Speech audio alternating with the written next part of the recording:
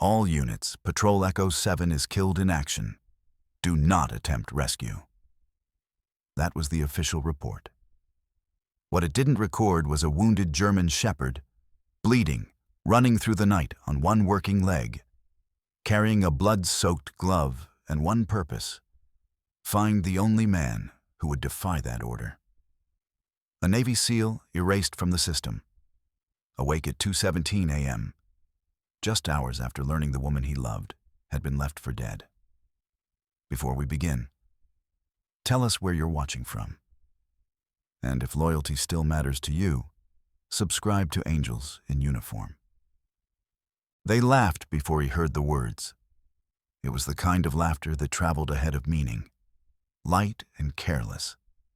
The sound of people who had never worried about where they would sleep or who would stand beside them when the lights went out. Ethan Cole Mercer stood at the edge of the hall beneath a ceiling of warm chandeliers, dressed not in a suit like the others, but in the unmistakable outline of combat gear that clung to him like a second skin. The olive-drab plate carrier sat heavy across his chest, scarred and faded, as if it remembered places the room never could. His combat shirt fit close against a body built by discipline rather than vanity, broad shoulders tapering into a frame that carried quiet restraint. His face was angular and weathered, a hard jawline softened only by exhaustion, a faint scar slashing through his left eyebrow like a punctuation mark at the end of a sentence he never got to finish. His blue-gray eyes stayed calm, but something behind them remained locked, guarded, as if still listening for distant gunfire. Beside him stood Rex. The German shepherd was 6 years old, black and tan with a classic working coat, his muscles still defined despite the way one hind leg favored the other ever so slightly. Most people would never notice the limp unless they were looking for it. Rex's amber-brown eyes were alert but gentle, tracking movement with an intelligence that came from years of training and a loyalty that had survived far worse than mockery. A black tactical harness hugged his torso, simple and unmarked, and a scar traced the fur at his left shoulder, pale against the darker coat. Rex stood half a step in front of Ethan, not aggressive, not tense, simply present, like a promise that something solid still existed in the world. "Don't romanticize failure," a man near the podium said, his voice polished and confident, the kind of voice that had never shaken under pressure. If he were really a Navy SEAL, he wouldn't have ended up like this. The microphone amplified the sentence just enough to ensure it reached Ethan clearly. Heads turned. A few eyes flicked toward the man in combat gear, standing where he did not belong. Someone laughed again, sharper this time. Ethan didn't move. He had learned long ago that reacting only gave power to people who did not deserve it. Rex shifted his weight slightly, ears rising, eyes narrowing just a fraction, sensing the change in the air before Ethan fully registered it himself. Then the ground began to hum. At first, it was subtle, a vibration underfoot, the kind you might mistake for imagination. But the sound grew louder, deeper, layered with the unmistakable growl of engines moving in coordinated formation. Glassware rattled faintly on nearby tables. Conversations faltered. Ethan's gloved hand rested on the back of Rex's neck, fingers curling instinctively into familiar fur. He did not turn toward the windows.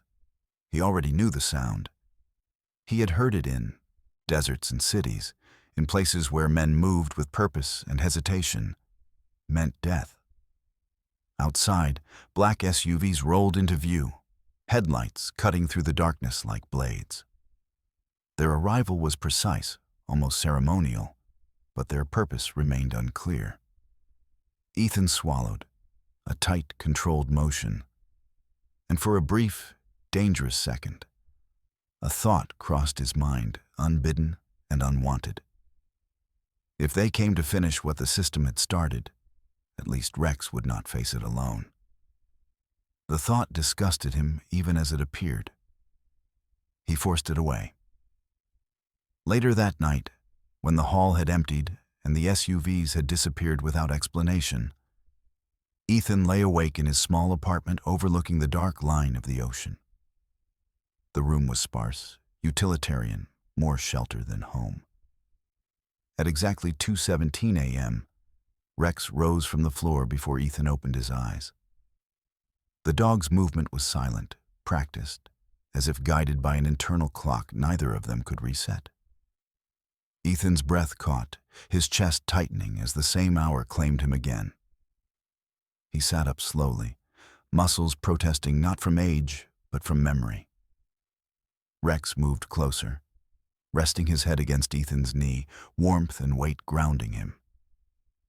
Ethan reached down and traced the harness strap with his fingers, stopping briefly at the scar near Rex's shoulder. "If I hadn't gone back," he murmured, voice low and rough, barely more than breath, "you wouldn't be like this." The words tasted bitter. Rex did not respond, did not pull away or lean in further. He simply stayed, accepting the confession without judgment. Ethan pressed his forehead briefly against the dog's, closing his eyes until the pounding in his head eased. The next morning, the veterinary clinic smelled of antiseptic and old paper. Dr. Rowan Beckett, a woman in her early 40s with tired eyes and steady hands, examined Rex carefully. She was professional, compassionate without being overly hopeful. Her brown hair pulled back tightly, her white coat slightly wrinkled from long hours. She watched Rex walk, crouched low to observe his gait, then straightened slowly. "Not today," she said after a pause, choosing her words with care. "But there are signs we need to monitor." Ethan nodded once. He had learned to hear what people did not say. On the way out, Rex stopped abruptly near the door, head turning sharply toward the street. His ears lifted, his body stiffening in a way Ethan recognized immediately. "Easy," Ethan whispered, tightening the leash gently.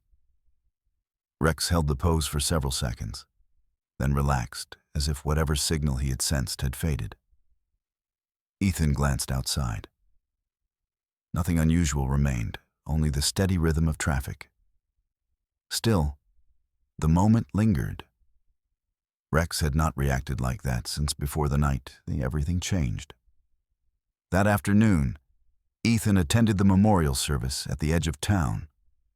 He stood near the back, blending into shadows, Rex seated at his side.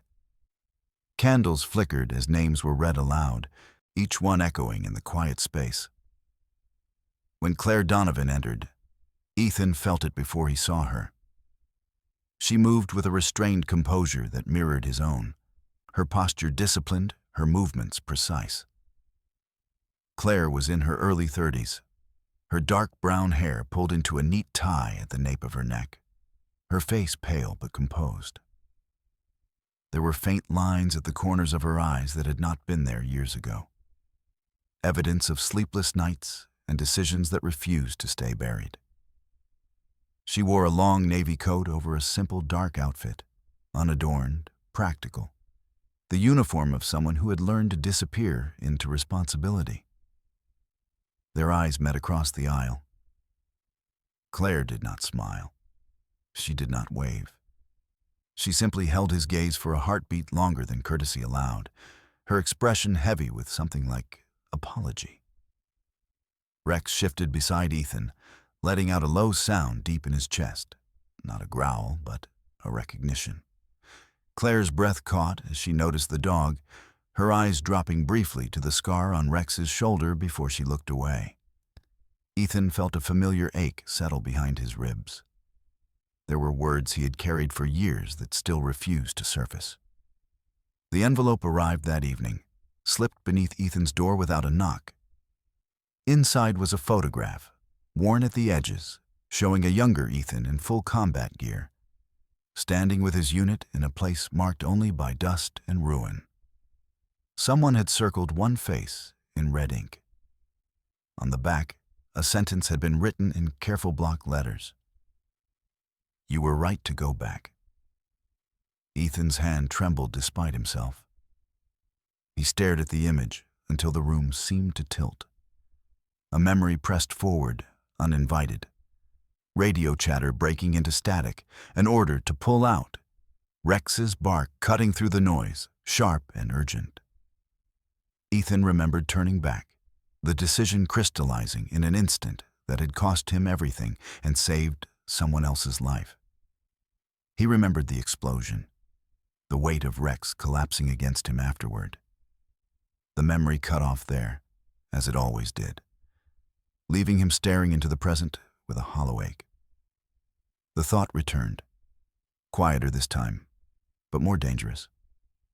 Just once, he wished he had chosen Rex over everyone else. The admission made his throat tighten.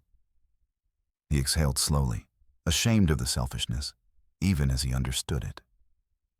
Rex nudged his hand gently, as if sensing the shift in him, and Ethan squeezed his eyes shut, grounding himself again. Back at the hall the following night, the engines returned. Doors opened. Boots struck the floor in disciplined unison. A man stepped forward, his uniform immaculate, his posture unmistakable. His voice carried across the stunned silence without effort. "Commander Ethan Cole Mercer." The words landed like a shock wave. Ethan felt Rex straighten beside him, muscles tensing, ears lifting. For a brief, impossible moment, Rex stood taller, steadier, as if holding himself together by sheer will. Ethan swallowed hard, his gaze fixed ahead, knowing without understanding that whatever truth followed would not come without cost, and that the person he might hurt most was the one who had already sacrificed everything for him. If this story touched something in you, if you believe in mercy, justice, and the quiet miracles that still happen in the darkest places, please like, share, and comment below, and subscribe to Angels in Uniform, where faith, courage, and unseen grace still find a voice. Claire Donovan learned early how to stand very still. It was a skill the military never officially taught, but one that every woman who survived long enough eventually mastered. The ability to hold her face neutral while the weight of impossible choices settled behind her eyes. Years ago, when she first met Ethan Cole Mercer, she had not yet learned that skill. Back then, she still smiled too easily, still believed that truth, once spoken, could fix most things. They met on a rain-soaked airfield overseas, the kind of place that smelled of fuel, wet concrete, and tension that never quite left the air. Ethan had stepped down from the transport with the quiet authority of a man who did not need to announce himself. Even then, his presence was unmistakable. He wore his Navy SEAL combat gear like a second skin, the plate carrier resting easily on broad shoulders, his movements efficient and deliberate. His face was all sharp lines and restraint. Square jaw, high cheekbones, eyes the color of storm clouds just before they broke. The faint scar through his left eyebrow gave him a permanently questioning look, as if he were always measuring the world for weaknesses. Claire had been assigned as a logistics officer to the task group. She was in her late 20s then, tall and slim, with dark brown hair pulled into a regulation bun and skin that still carried the softness of someone who had not yet learned how unforgiving war could be. Her eyes were sharp, though, and thoughtful. She noticed details others missed. The way Ethan checked his team twice before checking himself.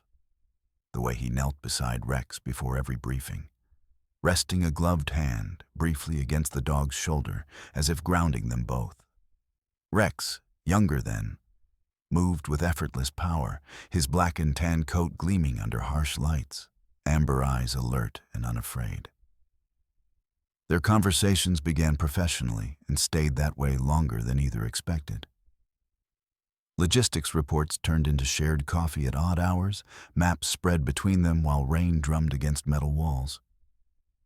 Ethan spoke little about himself, but when he did, it was with an honesty that surprised her. He never boasted. He never dramatized. He spoke of responsibility the way other men spoke of fear. Claire listened, and without realizing when it happened, she began to care. The night before the mission that would change everything, they stood outside under a sky thick with clouds. Rex lay nearby, alert even at rest, ears twitching at distant sounds. Ethan checked his gear one last time, movements precise, ritualistic. Claire watched him longer than necessary, something tight forming in her chest. "When you come back," she said quietly, the words slipping out before she could reconsider. "Don't disappear, no matter what happens." Ethan looked at her then, really looked, his eyes softening in a way she had only seen once or twice before. "I don't plan on it," he replied.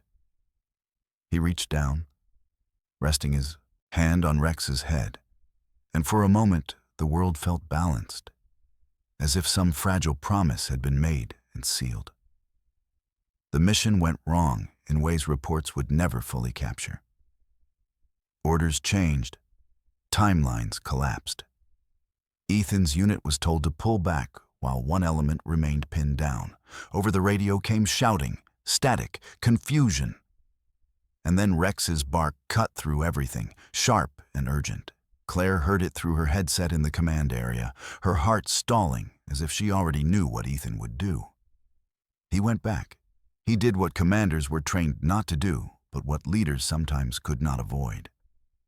He brought his team through fire and smoke, Rex moving ahead, fearless, drawing attention away from wounded men. Claire followed the mission feeds as best she could, hands clenched so tightly they shook. When the explosion came, it knocked Rex off his feet and sent Ethan crashing to the ground beside him. The men were saved. The extraction succeeded. The cost came later. Afterward, Rex survived, but not unchanged. The injury to his hind leg healed unevenly, subtle enough to miss at first glance, devastating in its implications. Ethan refused to acknowledge it, throwing himself into care and training as if sheer will might undo damage already done. Claire noticed, though. She always noticed. The inquiry began quietly, the way such things always did. Claire was called into rooms where men in pressed uniforms asked questions that were never really questions. They wanted justification. They wanted a narrative that would close cleanly. Ethan's decision to disobey the withdrawal order complicated that narrative. A court-martial loomed, its shadow stretching long and unforgiving. Claire sat alone one night with the final report open on her desk. The room was silent, except for the low hum of fluorescent lights. She read the line again and again. Command decision compromised operational control. Her pen hovered over the page. She knew what it meant. She also knew what would happen to Ethan if the truth stood unaltered. His career would end publicly and violently. His name would become a cautionary tale. Rex would be reassigned or worse. She signed. The motion was small, almost insignificant, yet it felt like tearing something living in half. By signing, she redirected blame away from criminal liability and into administrative failure. It saved Ethan from a courtroom and a cell. It erased him from the story instead.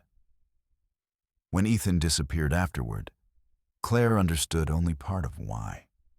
He didn't answer her calls. He didn't return messages. He vanished into civilian anonymity, leaving behind nothing but silence. She told herself she deserved it. She told herself she had chosen right. Still, the ache remained, constant and dull. Years later, at the veterinary clinic, Claire stood frozen as she watched Ethan kneel beside Rex, whispering reassurance he did not fully believe. Dr. Rowan Beckett's words echoed in her. mind, carefully chosen, incomplete. Claire knew more than Ethan did. She had seen the long-term assessments. She knew Rex's condition would progress slowly, unpredictably. Not today, perhaps not even this year, but inevitably. She chose not to say anything. She told herself it was mercy. This was the moment, the one that would haunt her most.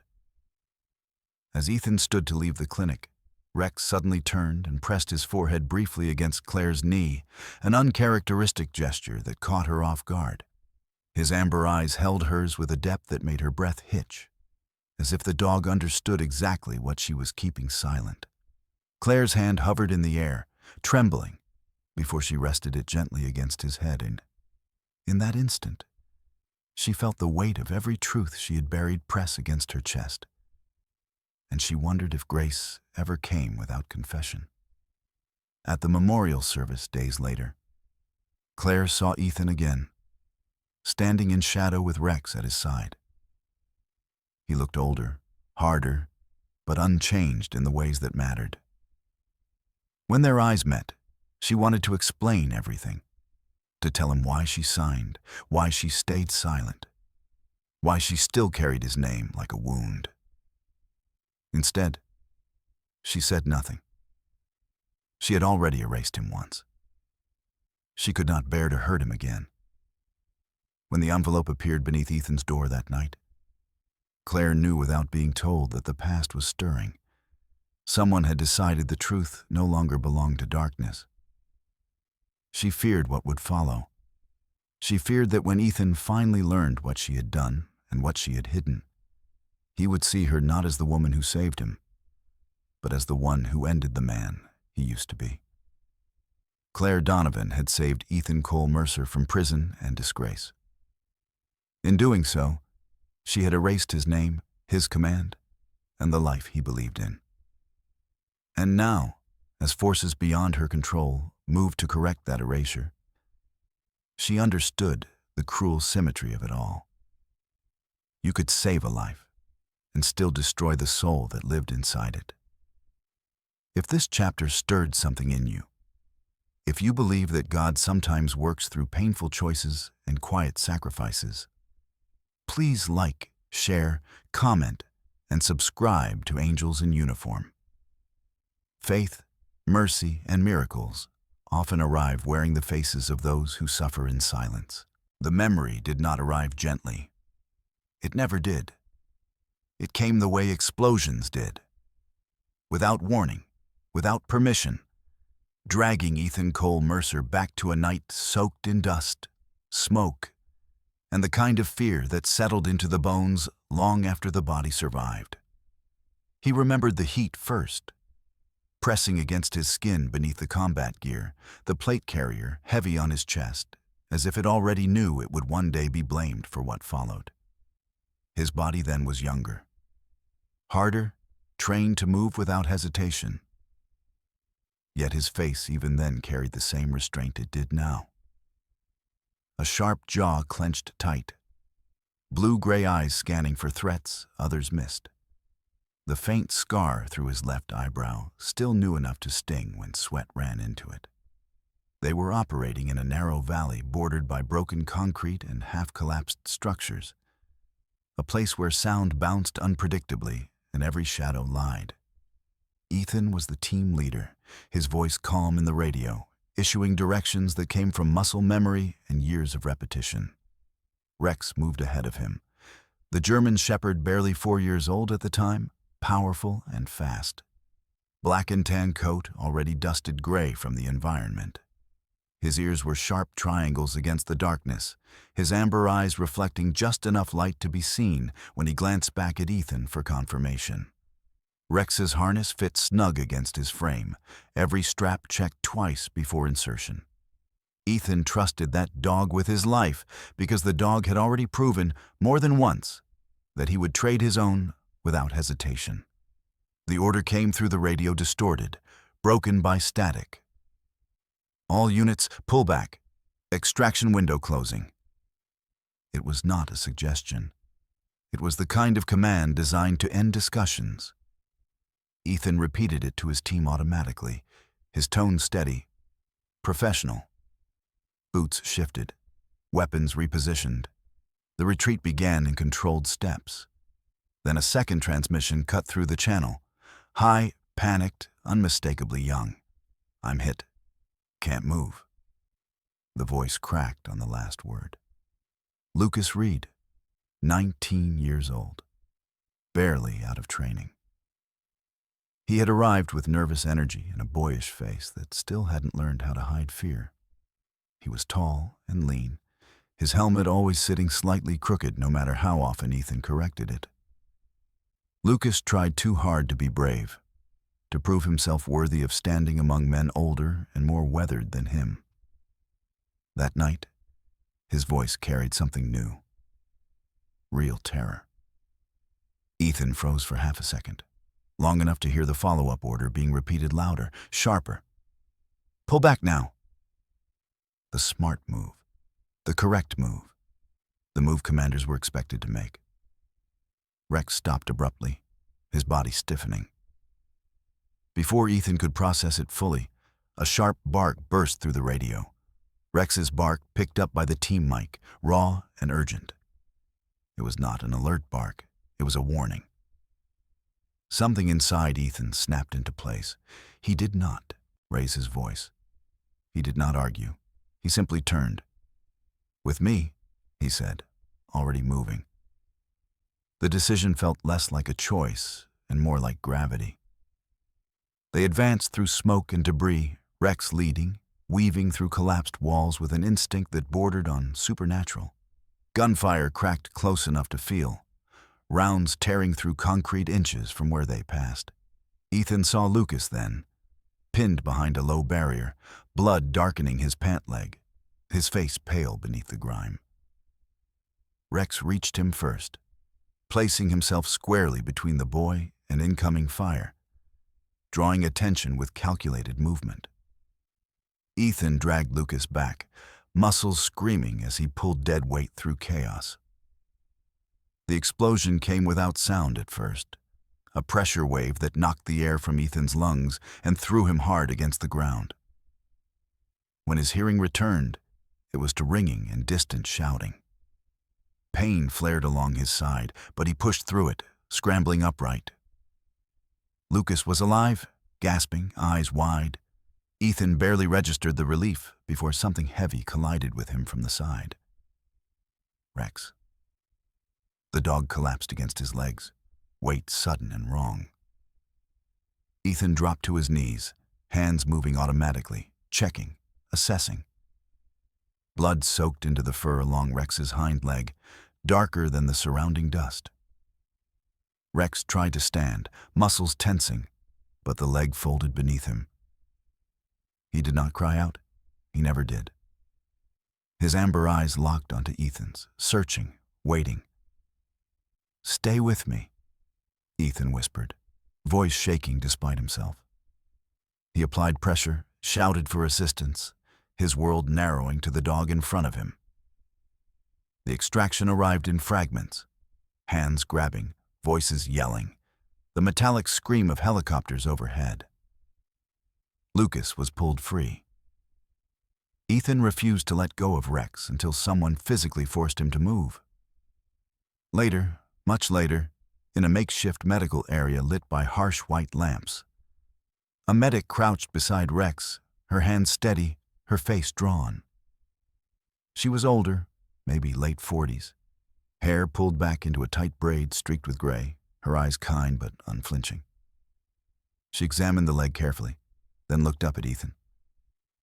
"This injury," she said slowly, choosing each word, "won't be like the others." She did not elaborate. She did not need to. The sentence stayed with Ethan long after the noise faded, long after the mission ended.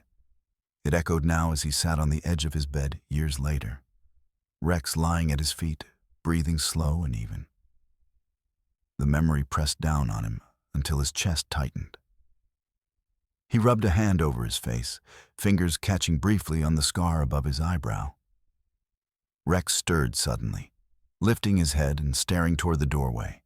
ears tilting forward as if listening to something Ethan could not hear. The dog's body tensed, not in fear, but in recognition. Ethan followed his gaze, heart picking up speed, half expecting to see someone standing there. The hallway was empty. Still, Rex held the look for several seconds before lowering his head again.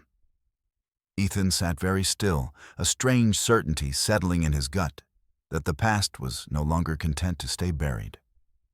Back then, after the mission, the silence began. The debriefs were brief, clipped. Questions were asked without curiosity. Ethan answered honestly, refusing to frame his decision as regret. Rex was reassigned temporarily, his condition monitored with a detachment that felt wrong. Lucas survived, his recovery slow but steady. The boy clung to Ethan whenever he was allowed to, gratitude shining too brightly in his eyes. The paperwork followed, then the judgment, quiet and administrative. Ethan was called reckless. His command was labeled compromised. The heroism was stripped from the narrative and replaced with language designed to protect systems, not people. Ethan accepted it with the same discipline he had applied to everything else. He did not protest. He did not beg. He disappeared. Now, years later, sitting in the dim light of his apartment, Ethan leaned down and rested his forehead briefly against Rex's. "I'd do it again," he said softly. "Every time." Rex's tail thumped once against the floor, a small sound that carried more meaning than words. Ethan had saved a life that night. He had saved Lucas Reed. But when he turned back toward his dog, in the aftermath of that decision, Rex did not stand up again, not the same way. And in that single moment, Ethan understood that obedience had never been his greatest test. Loyalty had been. If this chapter reminded you that sometimes God asks us to choose compassion over command, to act on faith when rules fall short, please like, share, comment, and subscribe to Angels in Uniform. Miracles often come disguised as impossible decisions. The story the world received after the mission was clean, efficient, and wrong. It arrived wrapped in official language and stamped with authority. A version of events designed to leave no loose ends. Ethan Cole Mercer read the report once and never again. He did not need to. The words settled into him anyway, heavy and final. Command decision compromised. Operational discipline violated. Outcome unacceptable.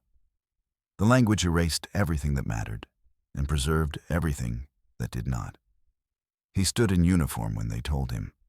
Full Navy SEAL combat gear, plate carrier secured, boots polished not out of pride but habit. His posture was straight, his face unreadable, jaw tight beneath the faint scar through his left eyebrow. The officers across the table avoided his eyes. They spoke in measured tones, voices trained to sound regretful without taking responsibility. No one said the word coward, but it hovered between sentences. No one said hero. That word had been removed entirely. Rex lay at Ethan's feet during the proceedings, alert but still, black and tan coat groomed with care. He rose once, testing his weight, then settled again with a soft huff when the hind leg did not respond the way it used to. The limp was subtle now, the kind only a handler noticed. Ethan noticed everything. He rested a gloved hand on the dog's shoulder, fingers brushing the pale scar beneath the fur, and felt the tension ease just enough to breathe. The reassignment came first. Temporary, they said, while evaluations continued. Then the quiet removal from rosters, the emails that stopped arriving, the doors that closed without explanation. Rex's status followed a similar path. Medical notes grew cautious. Training hours shortened. The unspoken understanding was clear. A working dog that could not be relied upon at full capacity was a liability. Ethan fought where he could, but systems are patient. They outlast protests. When Ethan finally left the base, there was no ceremony. No line of men saluting, no speeches. He carried a single duffel and Rex's leash. The guard at the gate nodded without recognition, eyes sliding past the combat gear as if Ethan were already a ghost. The wind off the coast carried the scent of salt and rust. And for a moment, Ethan stood there, unsure where to go next. Rex nudged his leg gently, a question without words. "We'll figure it out," Ethan said, more promise than certainty. Civilian life did not welcome him. It tolerated him. He found work that required strength and silence. Security shifts, night hours, places where questions were not asked. He kept the gear, not out of defiance, but because it was the last thing that felt honest. The plate carrier sat heavy on his chest, a reminder of who he had been when decisions mattered. His blue-gray eyes took in rooms quickly, measuring exits, reading hands, watching for threats that never came. People noticed. They always did. "Must have really messed up," a man at a bar said once, glancing at the gear with a smirk. He was thick through the shoulders, red-faced, his laugh too loud. "If you were a real hero, you wouldn't be here." The words were delivered casually, the way cruelty often is. Ethan did not respond. He never did. He paid his tab and turned away. Rex followed, head low, ears angled back, his body tense in a way that spoke of restraint. Outside, the neon lights hummed and flickered. Ethan's hands shook briefly as he clipped the leash, anger passing through him like a current, and then fading. He had learned to let it go. Rex had learned with him. Time passed in small, quiet increments. Rex recovered some strength, enough to jog short distances, enough to sit alert beside Ethan during long shifts. But there were moments, barely perceptible, when the dog paused too long before climbing stairs, when his breathing changed after exertion. Ethan adjusted without comment, altering routes, shortening walks, pretending not to notice the way Rex leaned more heavily into him at the end of the day. The whispers followed them. People recognized the gear, the posture, the dog. They drew their own conclusions. Some offered hollow thanks, others offered thinly veiled judgment. Ethan accepted both with the same neutral nod. He had not come back to be understood. He had come back because leaving had been worse. One afternoon, as Ethan waited outside a courthouse for a routine assignment, a group of men gathered nearby, voices rising with the heat. Rex lay at Ethan's side, eyes half closed, appearing calm. Then, without warning, the dog rose and placed himself between Ethan and the crowd, shoulders squared, a low, unfamiliar sound rolling from his chest. It was the first time Rex had ever growled in public. The sound cut through the noise like a blade.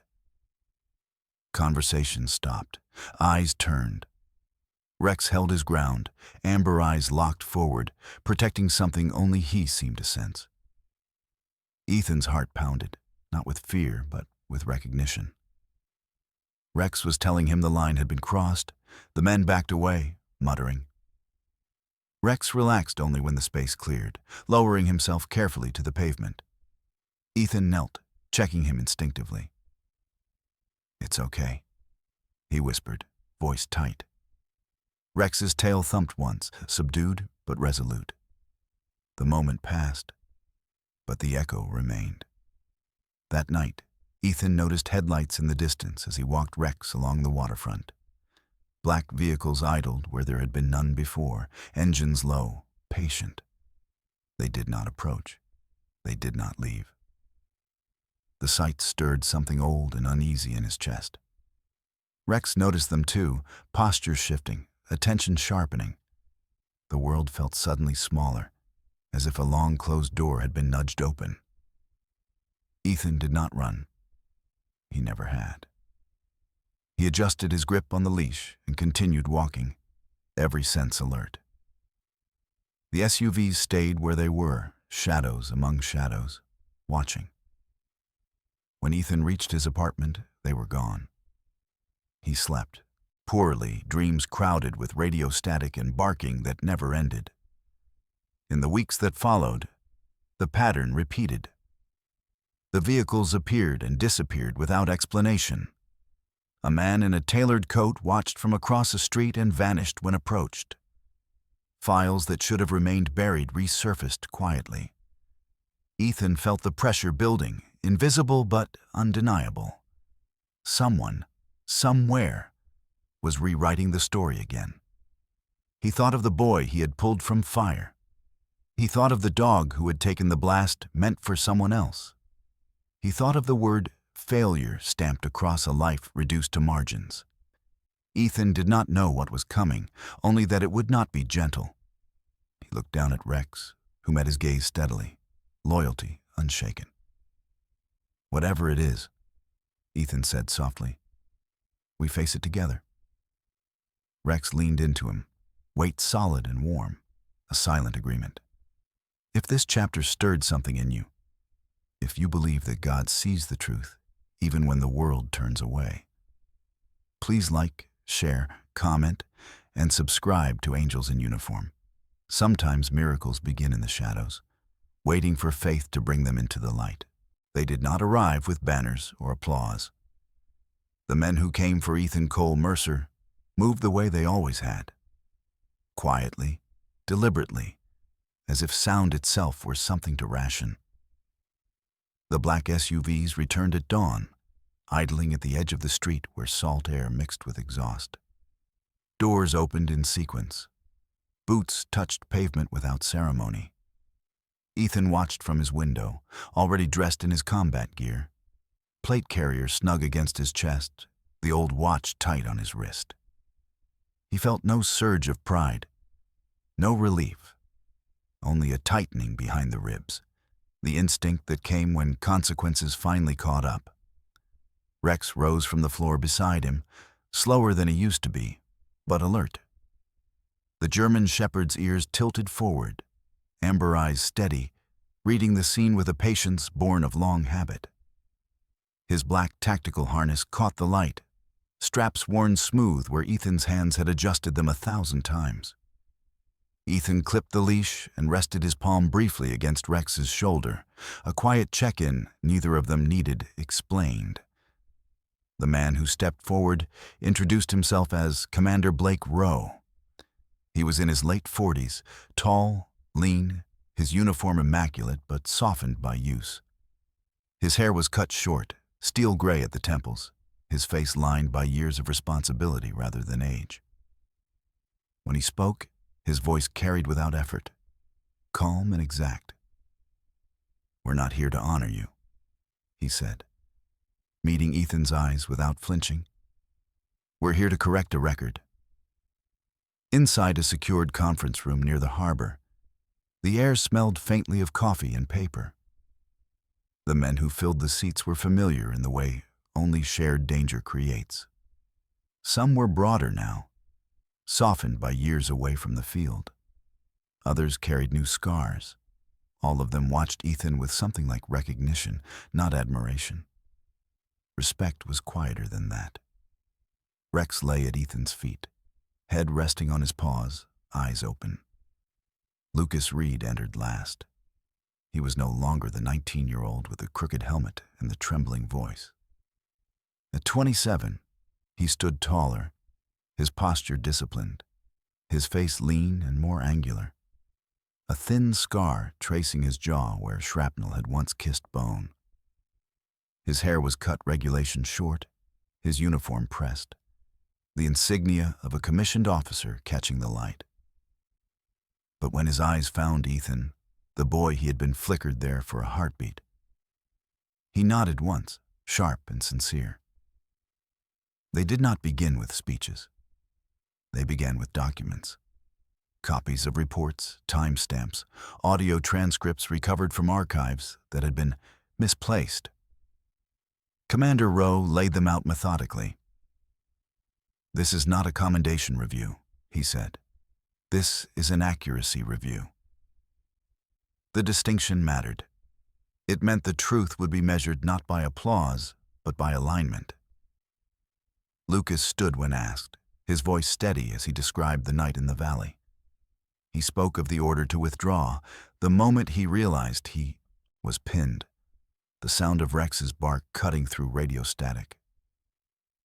"I wouldn't be here if he hadn't turned back," Lucas said simply, gesturing toward Ethan without drama.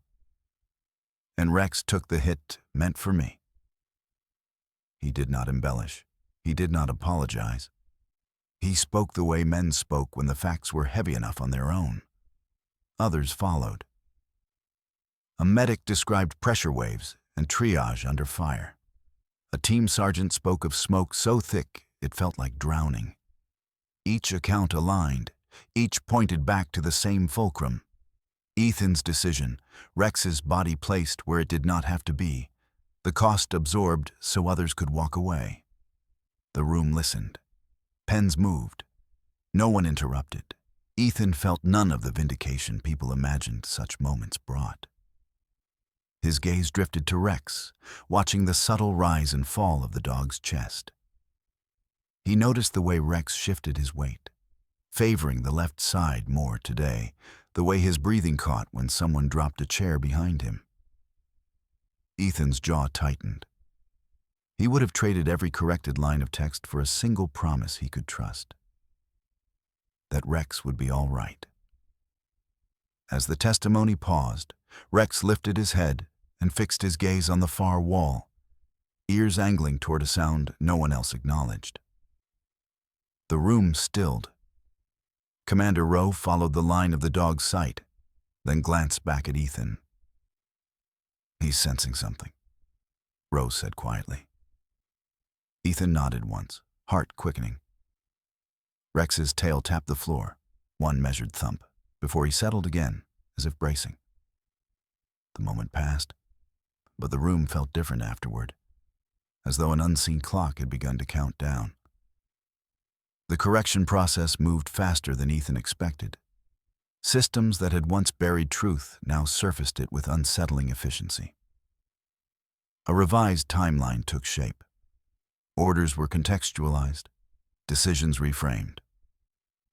The phrase "command compromised" was struck through and replaced with language that acknowledged moral agency without endorsing recklessness. It was not absolution. It was accuracy. When the meeting adjourned, Commander Rowe approached Ethan privately. "You should know," he said, lowering his voice. "This isn't about medals. It's about removing a lie that's been doing damage." Ethan nodded. He understood. Lies corroded quietly. Truth cut quickly. Outside, Lucas caught up with him. "Sir," he began, then stopped, the formality collapsing into something more human. "I tried to find you." Ethan studied the young officer's face and saw the cost paid there too, the weight of surviving when others did not. "You did what you had to," Ethan said. Lucas swallowed, nodded, and stepped back. The sun climbed higher, glinting off the water. Reporters lingered at a distance, kept back by protocol. Cameras waited for smiles that never came. Ethan clipped Rex's leash and turned away from the attention, choosing shade over spotlight. As they walked, Rex slowed, pausing at the edge of the pier, nose lifted to the wind. Ethan waited, adjusting his pace without comment. He had learned that patience was another form of loyalty. That evening, alone in his apartment, Ethan reviewed the summary sent by Commander Rowe. The truth would be spoken soon, publicly, formally. Names would be restored, records amended. The machine would grind forward. Ethan closed the file and set it aside. He knelt in front of Rex, checking the dog's leg gently, hands practiced, careful. Rex met his eyes and licked his wrist once. a small reassurance that carried a terrible tenderness. "I don't need this," Ethan murmured, glancing toward the darkened city. "Not if it costs you." Rex's ears flicked. He pressed his head into Ethan's chest, weight solid, present. For a moment, Ethan allowed himself to believe that time would bend if he asked it kindly enough. But time did not bend. It moved. The truth would come. And Ethan understood with a clarity that hurt that Rex might not be able to stand long enough to hear his name spoken cleanly. If this chapter stirred hope in you, if you believe that God remembers what the world forgets, please like, share, comment, and subscribe to Angels in Uniform. Sometimes miracles arrive not as applause, but as truth restored at the right moment. The truth did not arrive like a revelation. It came like paperwork. Sealed folders, stamped pages, language sharpened to cut through years of silence. The hearing was scheduled at a federal hall overlooking the harbor, a place built to look neutral and dignified, all stone columns and polished floors that reflected faces back at themselves. Ethan Cole Mercer entered wearing the same combat gear he had worn for years, the olive-drab plate carrier resting against his chest like a reminder that he had never truly left the battlefield. His shoulders were squared, his jaw set, the faint scar at his eyebrow catching the overhead light. He did not look nervous. He looked prepared. Rex walked beside him. Slower today, his gait careful, deliberate. The German shepherd's black and tan coat was brushed clean. His harness fitted snugly, though Ethan had loosened it a fraction to ease the pressure. Rex's amber eyes scanned the hall, alert but calm, his ears rising and falling as voices echoed. Claire Donovan followed a few steps behind them. She wore a dark navy coat, her posture controlled, but her hands trembled slightly at her sides. Her face, pale and drawn, carried the weight of years spent waiting for this moment and dreading it in equal measure. The room filled gradually. Uniforms mixed with suits. Cameras lined the back wall, lenses dark and patient. At the front sat Senator Victoria Hale, her silver hair arranged perfectly, her dark suit tailored to precision. She was a woman accustomed to rooms bending around her presence. Her expression was composed, almost bored, as if the proceedings were an inconvenience rather than a reckoning. The panel convened. Commander Blake Rowe stood first, his voice steady as he introduced the purpose of the session. "This is not a ceremony," he said. "This is a correction." The words settled over the room like a held breath. Documents were presented, audio recordings played, timelines reconstructed. Each piece fit into place with an inevitability that left little room for denial. The manipulation was exposed slowly, methodically. Orders altered after the fact, reports edited to shield careers and contracts. Senator Hale's name appeared not as an accusation, but as a signature, precise and damning. She did not react at first. Only when the evidence reached a point of no retreat did her fingers tighten around the armrest of her chair. Ethan listened without expression. He did not look at the senator. He did not look at the cameras. His eyes stayed on Rex. The dog's breathing had grown uneven, shallow where it had once been steady. Rex shifted his weight, hind legs trembling. Ethan lowered his hand discreetly, resting it against the dog's flank, feeling the tremor beneath the fur. "Easy," he whispered, too quietly for microphones. When the panel chair announced the conclusion, the words sounded almost unreal.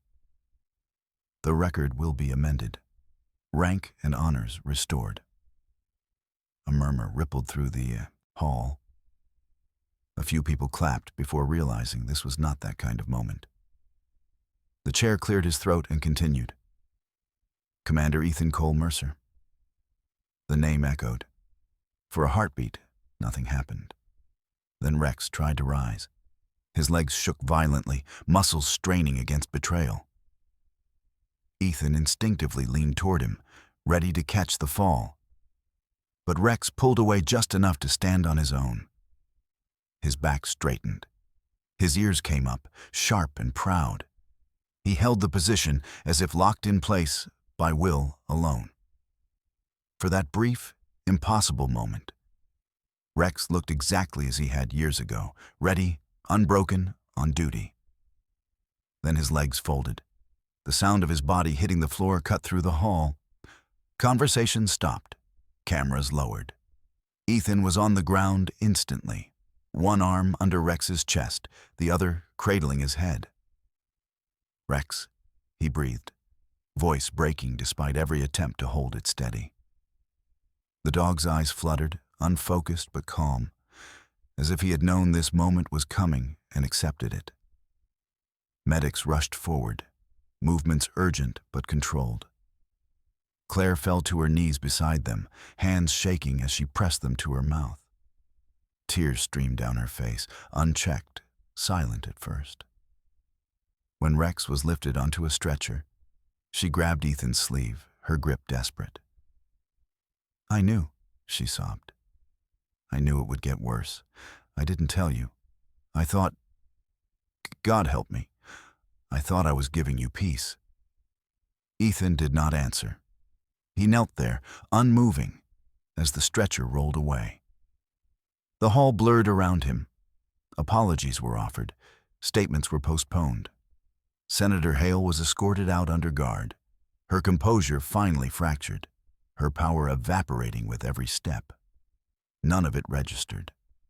As the doors closed behind Rex, a hush fell over the hall so complete it felt unnatural.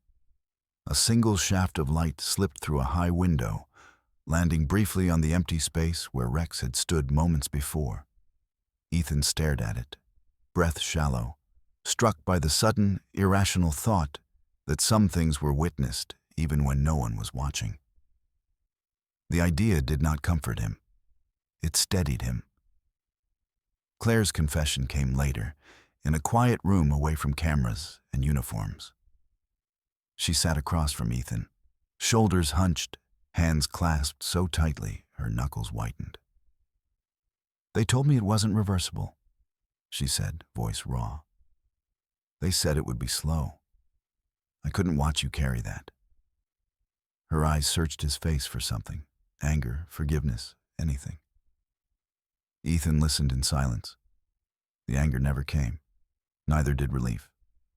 When he finally spoke, his voice was low, exhausted. "You didn't have the right," he said. The words landed gently, but they cut all the same. He looked at her then, really looked, and added, "But I understand why you did it." Claire broke at that, grief racking her body as she wept into her hands. Hours later, Ethan sat alone in the hallway outside the veterinary emergency wing. The smell of antiseptic pressed in from all sides. He stared at his hands, still faintly stained with Rex's fur. The truth had been spoken, his name restored. The system had corrected itself, too late to matter where it counted. A doctor stepped out, a man in his 50s with tired eyes and gentle hands. He did not offer false hope. He did not use final words. He simply said, "He's stable, for now." Ethan nodded once. It was enough. If this chapter moved you, if you believe that God's justice may come late, but never without purpose, please like, share, comment, and subscribe to Angels in Uniform. Sometimes miracles are not about saving us from loss, but about making sure the truth is spoken before the silence. Rex did not die. That was the first miracle, quiet and incomplete. He woke 2 days after the collapse in the hall, eyes cloudy but aware, his breathing shallow and uneven. He did not try to stand. He did not whine. He simply lay still, accepting what his body would no longer give him, with the same discipline he had shown in battle. Ethan Cole Mercer sat beside the kennel in the veterinary recovery wing. still wearing his combat gear because he had not yet found the strength to take it off. The olive-drab plate carrier felt heavier now, not with guilt, but with finality. His broad shoulders were slumped for the first time in years, his sharp jaw set in a way that spoke of endurance rather than readiness. When Rex opened his eyes and found him there, Ethan exhaled a breath he had been holding since the hearing. The veterinarian overseeing Rex's recovery was Dr. Samuel Hargreaves, a man in his late 50s with thinning gray hair and a face lined by years of making peace with outcomes he could not control. His voice was gentle but unyielding, the kind that did not soften truth to spare feelings. "He'll live," Hargreaves said, resting a hand lightly on Rex's side. "But he won't work again. No deployments, no tactical stress. If you push him, you'll lose him." Ethan nodded once. He did not ask questions. He understood orders when they were clear. In the weeks that followed, the world attempted to give Ethan back everything it had taken. Formal letters arrived first, embossed and heavy with restored authority. Invitations followed, ceremonies, advisory roles, a desk position with influence, but no mud on its boots. Commander Blake Rowe called personally, his voice steady and sincere. "You've earned the right to choose what comes next," he said. Ethan thanked him and declined. Every offer felt like a transaction, and Ethan was done trading pieces of himself. He moved with Rex to a quiet property outside the city, a stretch of land bordered by pines and long grass that bent with the wind. The house was modest, weathered, honest. It had room to breathe. Rex adapted slowly. His once powerful body moved cautiously now, hind legs stiff, steps measured. Ethan adjusted the world around him without comment. Ramps instead of stairs, shorter paths, more pauses. The German shepherd watched him with the same amber eyes. Still sharp, still present, tail thumping once whenever Ethan caught him staring. The first dog arrived unexpectedly. A former Marine named Jacob Mills brought him, a young Belgian Malinois with restless energy and haunted eyes. Jacob himself was in his early 30s, tall and wiry, his beard unkempt, his hands never quite still. He spoke quickly, then not at all, his gaze drifting to the ground whenever silence stretched too long. "They said you trained dogs," Jacob muttered, voice rough. Ethan shook his head. "I train people," he replied. Rex lifted his head at that, ears tilting forward as if in agreement. More followed. Veterans who slept with lights on, dogs that flinched at sudden noise. The work grew organically, without branding or speeches. Ethan taught handlers to listen before commanding, to watch posture and breathing, to let dogs lead when words failed. Rex supervised from the shade, offering quiet corrections, one raised ear, a low huff, a presence that calmed even the most frayed nerves. He could not run drills anymore, but he could still teach what mattered. One afternoon, as a young shepherd mix froze during a training exercise, overwhelmed by echoes from a nearby construction site, Rex rose slowly and limped forward. He placed himself between the dogs and the noise, standing perfectly still. The trembling stopped. The younger dog looked at Rex, then sat. Ethan watched, heart tightening, struck by the realization that Rex was still on duty, just in a different uniform. The lesson landed without words. Strength did not always look like motion. Claire Donovan visited once. She stood at the edge of the field, hands tucked into the pockets of her long coat, watching Ethan work. She looked thinner, older, the sharp discipline of her posture softened by acceptance. When Ethan finally approached, they spoke quietly. There were no apologies left to offer, no accusations to make. She told him she was leaving the city. He wished her well. They parted with a shared understanding that love did not always survive truth, but respect could. Rex watched her go, then leaned into Ethan's leg, grounding him in the present. Years passed gently. Rex aged into his limitations, gray creeping into his muzzle, movement slower but purposeful. He slept more, dreamed deeper.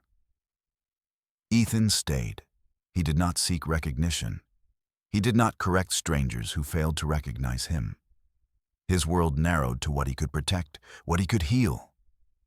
The family that formed around the land, men, women, dogs bound by quiet trust, grew without noticing.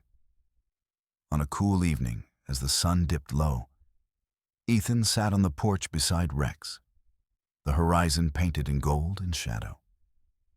He rested his hand on the dog's shoulder, feeling the familiar rise and fall. "They'll forget me," Ethan said softly, more observation than fear. Rex did not look away. He pressed closer, weight warm and certain. Ethan swallowed, voice steady as he spoke the truth he had carried through war and silence alike. "I don't need the world to remember who I am," he said. "I just need you to know. I never left you behind." Rex's tail thumped once, slow and deliberate. It was enough. If this final chapter moved you, if you believe that God builds families from broken pieces and quiet faith, please like, share, comment, and subscribe to Angels in Uniform. Sometimes the greatest miracles are not the battles we win, but the love that stays when the war is over. Sometimes the miracle is not the battle we win, but the strength God gives us to stand after everything is taken away. If you've ever felt forgotten, misunderstood, or broken by choices you didn't want to make, remember this. God sees the loyalty no one applauds. He remembers the sacrifices no one records. And He never abandons those who choose love over pride. This story is not just about a soldier and his dog. It's about ordinary people who carry silent pain, who keep going anyway, and who trust that even delayed justice still has meaning in God's time. If this message touched your heart, please share it with someone who needs hope today. Leave a comment and tell us where you're watching from or what this story made you feel. Subscribe to Angels in Uniform to walk with us through stories of faith, loss, loyalty, and quiet miracles. May God protect you, guide you, and give you strength in every unseen battle you face.